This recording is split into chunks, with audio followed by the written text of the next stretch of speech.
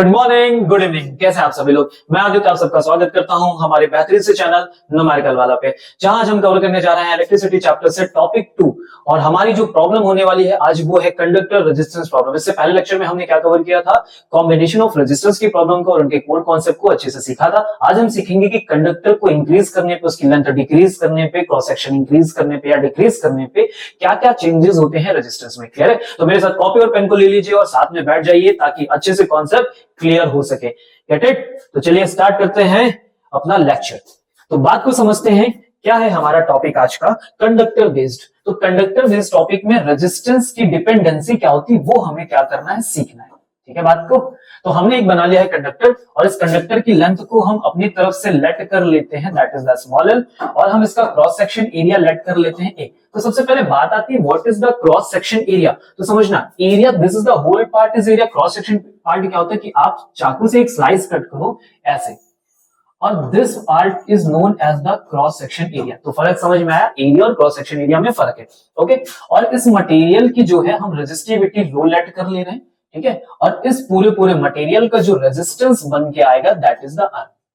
ठीक है, तो ऐसा कुछ होने वाला है पूरा स्ट्रक्चर और इसी में हम अपने कैलकुलेशंस को करेंगे। तो मेरी बात ध्यान से समझना, क्या है इसमें, हम पहले बात कर लेते हैं कि जो हमारा रेजिस्टेंस होता है वो इस कंडक्टर की लेंथ के डायरेक्टली क्या होता है, प्रोपोर्शनल होता है। मतलब लेंथ इंक्रीज करोगे तो रेजिस्टेंस इंक्रीज कर जाएगा। फिर दूसरी इंपॉर्टेंट बात क्या है कि रेजिस्टेंस होता है क्रॉस सेक्शन एरिया के इनवर्सली प्रोपोर्शनल। ठीक है, तो एरिया को जब हम इंक्रीज करेंगे तो रेजिस्टेंस क्या होगा, डिक्रीज करेगा, और एरिया जब डिक्रीज करेंगे तो रेजिस्टेंस क्या होगा, इंक्रीज करेगा। क्लियर होगी बात? अब हम इन दोनों इक्वेशन को आपस में क्या कर ले, कंबाइन कर ले। तो जैसे मैं कंबाइन करूंगा तो लिखा हुआ है R is proportional to the L by A, और इस पार्ट को अगर मैं यहां से ओपन करता हूं तो एक कांस्टेंट आता है that is the rho L by A।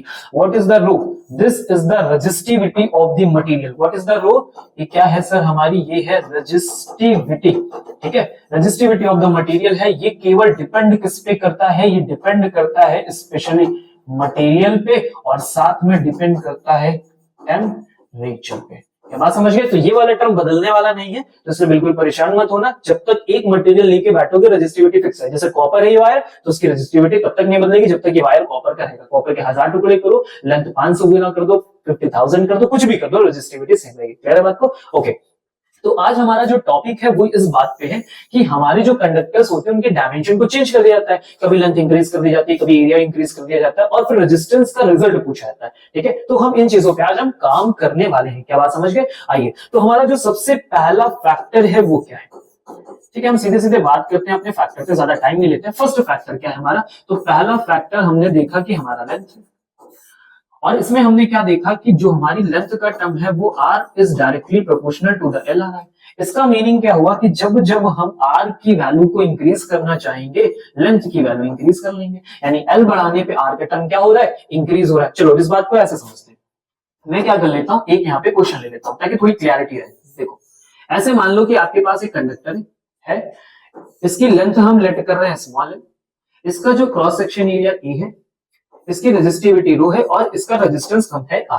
ठीक है, अब हम इसी वायर को क्या करने वाले हैं, स्ट्रेच करने वाले हैं। और ध्यान रखेंगे कि अभी हम केवल L पे बात कर रहे हैं, तो एरिया में किसी तरह का कोई चेंज अपनी तरफ से ना लेंगे ना हम करेंगे। क्लियर है? तो A को कांस्टेंट करना है, तो हमने इस वायर को क्या कर दिया है, डबल कर दिया है स्ट्रेच करके। तो अभी लेंथ कितना हो गया है, 2 टाइम्स ऑफ L हो गया है। हो गया, एरिया को एज इट इज हमने रखा है। आपको पता है रेजिस्टिविटी में कोई फर्क नहीं पड़ेगा, तो रेजिस्टिविटी अभी भी वही है। तो रेजिस्टेंस जो होगा वो नया वाला क्या हो जाएगा, ऐसा क्वेश्चन हमसे पूछता है।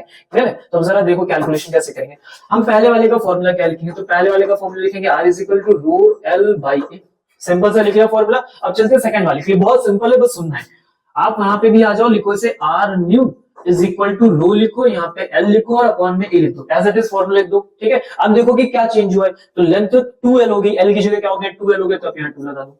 सिंपल लगा दिया। ओके, चलो अब जरा एक स्टेप और आगे बढ़ो। ये जो नंबर है इसको किनारे कर लो, तो किनारे कर लिया, फिर लिखा रो L बाई A। ये लिखा हुआ है रो L बाई A। अब जरा ध्यान से देखो, रो L बाई A का टर्म क्या R की इक्वल है। इसका मतलब मैं क्या कर सकता हूं, जो इस ये वाला टर्म है मैं उसको क्या लिख सकता हूं, यहाँ पे मैं उसे लिख सकता हूं R। तो ये रिजल्ट हो गया 2 टाइम्स ऑफ R। तो R न्यू का रिजल्ट कितना आया, 2 टाइम्स R। सिंपल, जब हमने लेंथ को 2 टाइम्स किया तो रेजिस्टेंस भी कितना हो गया, 2 टाइम्स हो गया। Very simple. के बाद सबको क्लियर हुई, आया समझ में? चलो आ जाओ जरा नेक्स्ट पेज पे चलते हैं, थोड़े से और क्वेश्चन इसके ऐड करते हैं। ठीक है, अब मान लेते हैं कि हमारे पास जो कंडक्टर है, ठीक है, ये कंडक्टर की लेंथ कितनी है, L, cross section area A हो गया, रेजिस्टेंस इसका हम R लेट कर देते हैं, रेजिस्टिविटी लो लेते हैं, तो इसका फॉर्मूला आप क्या लिखोगे, याद कर लो, रो L बाई A, याद हो गया। ओके, अब हमने क्या किया, इसी वायर को कट कर दिया है, कट करके क्या कर दिया, हाफ कर दिया, तो लेंथ कितनी हो गई, आधी हो गई। क्रॉस सेक्शन एरिया में भी हम कोई चेंज नहीं कर रहे हैं, तो आपको पता है मटेरियल में कोई चेंज नहीं आएगा क्योंकि material same as it is है, तो रेजिस्टिविटी वैसे ही रहने वाली है। और हमसे पूछा जा रहा है बताओ आर न्यू क्या होगा। ओके, तो इसके लिए फॉर्मूला हमने ये लिखा, सिंपल। अब इसके लिए फॉर्मूला आप क्या लिखोगे, तो सेम मैसेज जैसे मैंने बताया आप लिख लो, are is equal to rho लिखो, एल लिखो, अपॉन में ए लिखो। क्या बदलाव क्या है, हमने लेंथ हाफ कर दी, तो यहाँ आप हाफ लगा दो। जैसे ही हाफ आप लगाओ तो आप क्या करो, नंबर्स को मैंने कहा कि उसे अलग कर लो, तो नंबर हाफ आ गया, आगे लिखा है रो और यहाँ पे लिखा एल अपॉन ए, तो रो एल बाई ए किसकी वैल्यू, पहले वाले आर की वैल्यू है, तो मेरे पास जो आर न्यू का रिजल्ट आया ये है आर न्यू, वो कितना हो गया, 1/2 ऑफ आर। तो पहले वाले रेजिस्टेंस से रिजल्ट मेरा आधा हो गया अगर हम लेंथ को हाफ कर दे। क्या बात समझ में आ रही, कैसे डायरेक्टली प्रोपोर्शन होता है, लेंथ 2 टाइम की तो रिजल्ट 2 टाइम हो गया, हाफ किया तो हाफ हो गया। ओके, बात क्लियर हुई। चलो अब इस क्वेश्चन में थोड़ा सा और बढ़ते हैं, अच्छे से समझते हैं कि क्या करना है। अगर मान लो कि मुझे एक कंडक्टर दे दिया गया, ऐसे बोला गया, a conductor of small L length cut into 5 equal parts, ठीक है, ऐसा बोला गया। और क्या कहा जा रहा है, find the resistance of each part, हर एक पार्ट का रेजिस्टेंस फाइंड आउट करके दो। तो बहुत ही सिंपल है, ठीक है, क्वेश्चन समझ में आया क्या क्या। अभी देखो हम ज्यादा न्यूमेरिकल्स नंबर्स नहीं ले रहे, बस कॉन्सेप्ट को समझ रहे हैं, क्लियर है। ओके, तो एक कंडक्टर लेंथ है एल है, ऐसे करके कोई कंडक्टर था, उसकी लेंथ एल थी। अब इसे कितने टुकड़े किए गए, 5 टुकड़े किए गए, तो 1 2 3 4 5। अब 5 कर दिए तो सबकी लेंथ कितनी हो जाएगी, अगर सबकी एल एल थी तो 5 टुकड़े किए गए बराबर बराबर, तो that is the L by 5, L by 5, L by 5, L by 5 और एल बाई 5, हाफ हाफ हो गया। अब हमसे पूछा जा रहा है कि हर एक टुकड़े का, हर एक पार्ट का क्या बता दो, हमें कैलकुलेट करके, रेजिस्टेंस कैलकुलेट करके बता दो। तो बहुत सिंपल है, मैंने क्या कहा, पहले वाले के लिए फॉर्मूला लिख लो। पहले वाले फॉर्मूला क्या बनेगा, R is equal to rho L by A, यही लिखोगे, एल वो है एरिया, सब कुछ वैसे लिखा। अब इसके लिए आ जाओ, तो एक का कैलकुलेट कर लेते हैं क्योंकि सबके लिए वैल्यू वही है, तो आर इज इक्वल टू लिखो, रो लिखो, एल लिखो और ए लिख दो, कुछ बदलाव नहीं करना, वैसे लिख दिया, लिखा। अब लेंथ में क्या है, लेंथ में भाई सब 5 हो गया है, तो अपॉन में यहाँ लगा दो ऐसे करके 5। फिर मैंने क्या कहा, नंबर को एक किनारे कर लो, तो नंबर को एक किनारे कर लिया, तो रो लिखा, एल लिखा और अपॉन में ए लिख दिया। अब जरा ध्यान से देखो, ये क्या पहले वाली वैल्यू है पहले वाली वैल्यू, तो हमारा रिजल्ट कितना आ गया, ध्यान से देखो, हमारा रिजल्ट आ गया है आर न्यू का R/5।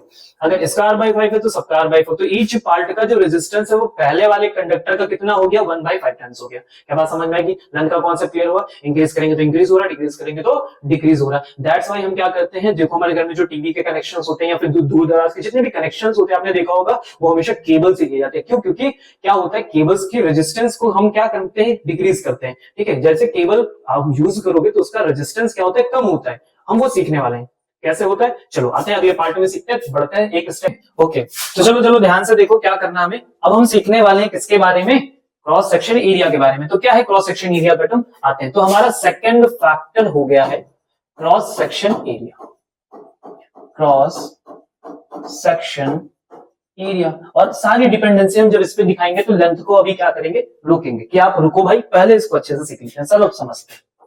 तो फिर से हमने यहाँ पे क्या ले लिया, वायर ले लिया, एक कंडक्टर ले लिया और इसका क्रॉस सेक्शन एरिया ए ले लिया। इसकी लेंथ को हमने लेट कर लिया है एल, इसकी रेजिस्टिविटी रो मानना है और इसका रेजिस्टेंस आर मानना है। अगर मैं कहूं आपसे इसके लिए एक फॉर्मूला लिखो, तो आप क्या फॉर्मूला लिखोगे, R is equal to rho L by A लिखो। क्लियर है। अब हम क्या करने वाले हैं, इस वायर में थोड़ा सा चेंज करेंगे क्रॉस सेक्शन एरिया के टर्म में। तो हमने लेंथ को एज इट इज रखा हुआ है, किसी तरह का कोई चेंज नहीं कर रहे हैं, बस क्रॉस सेक्शन एरिया को पहले से इंक्रीज कर देंगे। तो कितना इंक्रीज कर देंगे, लेंथ को हमने एज इट इज रखा है और क्रॉस सेक्शन एरिया को 2 टाइम्स कर दिया है। आपको पता है रेजिस्टिविटी में कोई चेंज नहीं आएगा, लेकिन रेजिस्टेंस हमारा जो है वो बदल जाएगा। तो आर म्यू हमको कैलकुलेट करना है।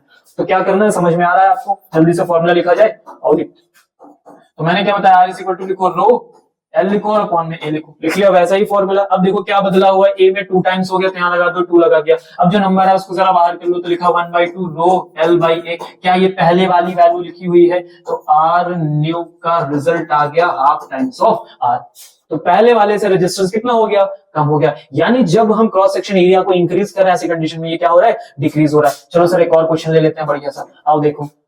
इसी के टर्म में हम अगला क्वेश्चन लेते हैं कि अब हमने क्या किया है, हमने उस वायर की लेंथ को एज इट इज रखा, लेकिन जो हमारा क्रॉस सेक्शन एरिया है उसको हमने कर दिया है हाफ, आधा कर दिया है। अब जब हमने आधा कर दिया, लेंथ को हम वही रख रहे हैं, ठीक है, कोई चेंज नहीं कर, तो मटेरियल में कोई फर्क पड़ेगा नहीं पड़ेगा, रेजिस्टिविटी वही होगी, रेजिस्टेंस हमारा बदल जाएगा। तो अगर बदल जाएगा तो कैलकुलेट करके दो। तो मैंने क्या कहा, आर न्यू का फॉर्मूला कैसे लिखोगे, लिखोगे यहाँ पे रो, यहाँ लिखोगे एल और यहाँ पे लिखोगे ए। अब ए में क्या फर्क आया, आधा हो गया तो हमने कर दिया a बाई 2। अब ये वाला टर्म सर घूम के ऊपर चला गया, मैंने कहा जो भी हो नंबर बाहर करो, तो आपने लिखा 2 रो एल बाई ए। ये देखो सर क्या ये पहले वाली वैल्यू लिखी हुई है, तो यहाँ क्या लिख दो 2 टाइम्स ऑफ आर। तो अभी जो नया वाला रेजिस्टेंस है क्या वो पहले वाले रेजिस्टेंस का 2 टाइम्स हो गया है, गेट इट। तो देखो cross section area just inversely proportional होता है, मैंने बताया ना।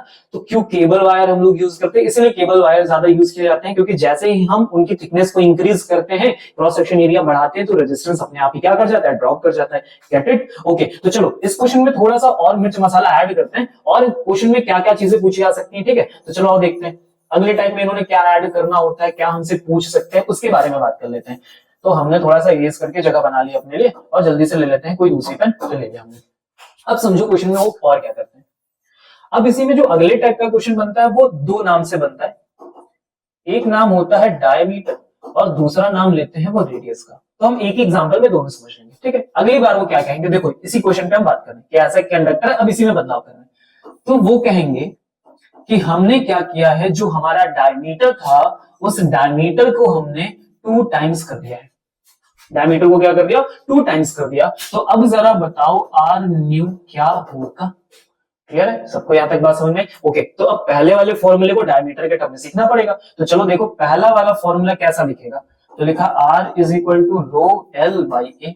अब जो एरिया की बात है, तो मैंने क्या कहा, एरिया किसका लिखना, क्रॉस सेक्शन का। तो क्रॉस सेक्शन वाला पार्ट कैसा दिखाई देता है, ऐसा दिखाई देता है। अब ये क्या एक सर्किल नहीं हो गया, सर्किल का एरिया क्या होगा, पाई आर स्क्वायर होगा, तो लिखा रो एल अपॉन ए।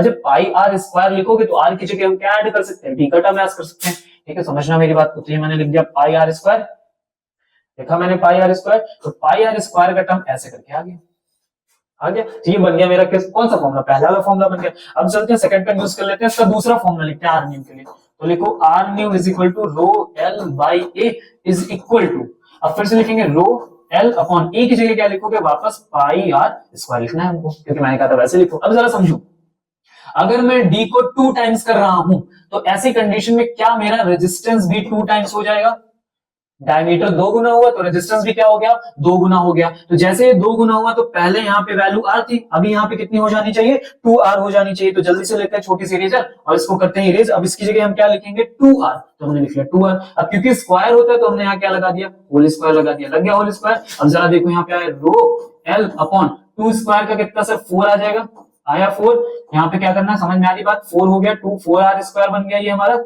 एक सेकेंड थोड़ा साफ कर देते हैं इसको, तो ध्यान से देखो, ये हमने यहाँ पे किया, तो that is the 4r square, और ये हमने ऐड कर लिया पाई, कर लिया हमने। तो मैंने क्या कहता हूँ कि नंबर जरा किनारे कर दिया करो भाई, तुम सबसे सिंपल सी बात है कि नंबर बाहर करो। तो 1/4 बाहर कर दिया, लिखा rho L upon pi R square, लिख लिया पाई आर स्क्वायर। अब जरा ध्यान से देखो, ध्यान से देखो, क्या ये पहले वाली ही बात लिखी हुई है, अगर ये पहले वाली बात लिखी तो उसको लिख दो r, तो रिजल्ट कितना हो गया r/4। यानी अब जो हमारा नया रेजिस्टेंस आया है वो पहले का कितना हो गया है, 1/4 हो गया। क्या बात समझ में आई। तो जब भी डायमीटर और रेजिस्टेंस के टर्म में बात हो तो आप अपने दिमाग में सेट कर लो कि स्क्वायर के टर्म्स में रिजल्ट चेंज होता है, या तो स्क्वायर के टर्म्स में रिजल्ट इंक्रीज हो जाएगा, या तो स्क्वायर के टर्म्स में रिजल्ट क्या हो जाएगा, डिक्रीज हो जाएगा। क्या बात सबको समझ में आ गई, क्लियर है, आया सर सबको, क्लियर हो गया। तो हम ये वाला टर्म कर ले जाएंगे, सबको कंफर्म है, गेट इट, हो जाएगा। ओके, आगे हम अपने नेक्स्ट पेज पे। तो चलो नेक्स्ट पेज पे अब क्या है, हमने दो फैक्टर्स को अलग अलग कर लिया। अब चलो जल्दी से क्या करते हैं, दोनों टर्म को हम आपस में कर लेते हैं कंबाइन, ठीक है। अब दोनों प्रॉब्लम्स को कंबाइन करके हमसे पूछा जाएगा। चलो इस प्रॉब्लम में क्या होने वाला, जरा ध्यान से सुनिएगा। क्या बोला जाएगा कि एक वायर है जिसे स्ट्रेच करके कितना कर दिया गया है, 2 टाइम्स कर दिया गया। मेरी बात ध्यान से सुनना, ठीक है। ये हमारे पास एक वायर था पहले से, लेंथ कितनी थी, एल थी, क्रॉस सेक्शन एरिया कितना था, ए था, रेजिस्टिविटी रो थी, तो इसका कुछ रेजिस्टेंस रहा होगा आर। अभी हमसे क्वेश्चन ने क्या कहा कि हमने इसको खींच के क्या कर दिया है, 2 गुना कर दिया है, स्ट्रेच करके 2 टाइम्स कर दिया है, ठीक है। तो ये क्या हो गया, 2 टाइम्स ऑफ एल हो गया। अभी हम कुछ भी कांस्टेंट नहीं कर रहे हैं, दोनों को मिक्स कर रहे हैं। तो आप हमेशा ध्यान रखना कि जब भी आप लेंथ को इंक्रीज करोगे, खींचोगे, तो ऐसी कंडीशन में क्रॉस सेक्शन एरिया क्या होगा, थोड़ा थोड़ा कम हो जाएगा। तो क्रॉस सेक्शन एरिया का रिजल्ट जो पहले ए था अभी ए डैश हो जाएगा। अभी हमें नहीं पता कितना हो गया, लेकिन कुछ हो जाएगा, कम जरूर होगा। ओके, रेजिस्टिविटी में कोई फर्क नहीं आएगा और हमें एक नया रेजिस्टेंस फाइंड आउट करके देना पड़ेगा। क्या बात सबको समझ में आई? क्लियर हुआ? ओके, तो अब इस क्वेश्चन को कैसे करेंगे उसका कोर कॉन्सेप्ट समझो, ठीक है, इंपॉर्टेंट है। इसका फॉर्मूला तो आप लिख दोगे R is equal to rho L by A, simple. फिर यहाँ के लिए फॉर्मूला लिखने जाओगे तो हम L का तो चेंज लिखते हैं, लेकिन A का चेंज हमारे पास है नहीं। तो देखो इसका कॉन्सेप्ट क्या होता है कि ये जो मटेरियल है उसे हम खींच रहे हो, कम कर रहे हो, दबा रहे, कंप्रेस कर रहे हो, स्ट्रेच कर रहे हैं, ऐसी कंडीशन में मटेरियल क्या तो बदलेगा नहीं। मतलब क्या सेम रहेगा? मतलब सेम रहने वाला है इनका वॉल्यूम, ठीक है। तो अगर मैं इसके लिए वॉल्यूम लिखूंगा तो लिखूंगा एरिया इंटू लेंथ, और इसके लिए वॉल्यूम लिखूंगा तो ए डैश और एल डैश लिखूंगा। सिंपल सिंपल सिंपल, क्या बात समझ में? ओके, अब जरा देखो ए डैश मुझे पता करना है, एल डैश में क्या हुआ, ये हो गया 2 गुना, ये लिखा हुआ ए इंटू एल। ए डैश चलो निकाल लेते हैं, तो क्या लिखा है, ए एल अपॉन में आया 2l is equal to A dash. देखो एल से एल कैंसिल आउट हो गया और ए डैश की वैल्यू क्या आ गई है, a बाई 2 आ गई है। मतलब एरिया कितना हो गया है, हाफ हो गया। क्या बात समझ गए?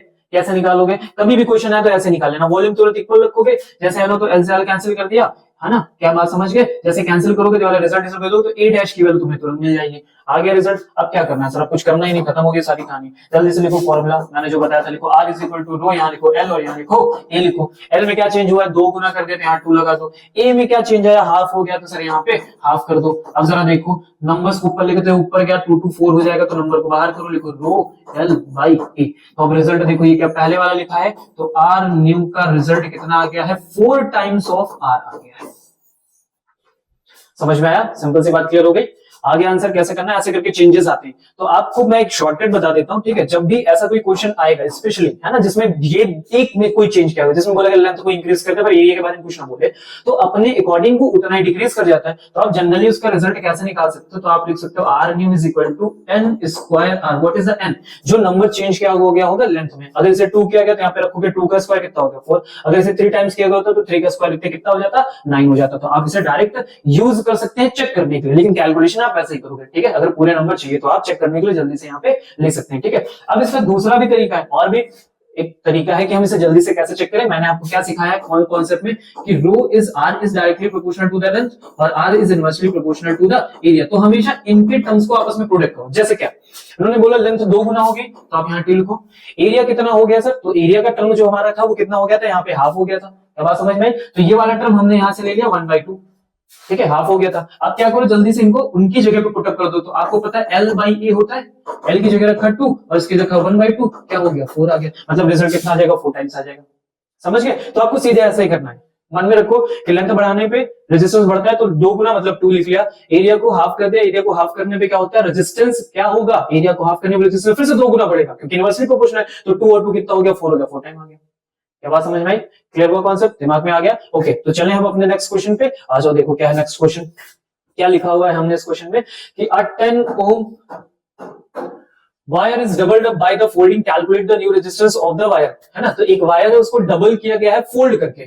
मतलब हमारे पास ऐसा कुछ वायर था, ठीक है, कुछ लेंथ L रही होगी, क्रॉस सेक्शन एरिया A रहा होगा, रेजिस्टिविटी रो रही होगी और R लिखा होगा हमने ऐसे। इसके लिए R का फॉर्मूला लिखो तो रो L अपॉन A लिख लिया। ओके, अब क्या किया गया, इस वायर को डबल कर दिया गया, फोल्ड कर दिया गया, ठीक है। तो जब हम इस वायर को फोल्ड कर रहे होंगे तो ये वायर हमको कुछ ऐसा दिखाई देना चाहिए।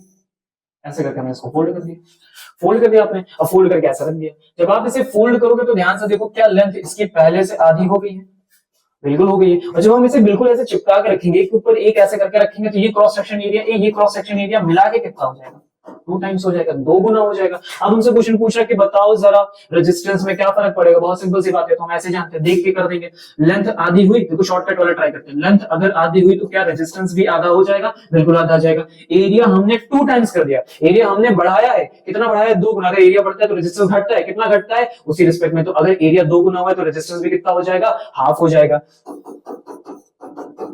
रिजल्ट आ गया 1/4 टाइम्स। सर कैलकुलेट करके दिखाओ। चलो आज कैलकुलेट भी कर लेते हैं, जैसा आप चाहो वैसे कर लेते हैं। तो हम लिखेंगे R is equal to rho L by A। इससे तो आसान कुछ है ये नहीं है सर। ये लो रो लिखा, L में कितना चेंज किया था, L/2 कर दिया, तो यहाँ लिखो L/2, ठीक है। एरिया कितना क्या, 2 टाइम्स कर दिया।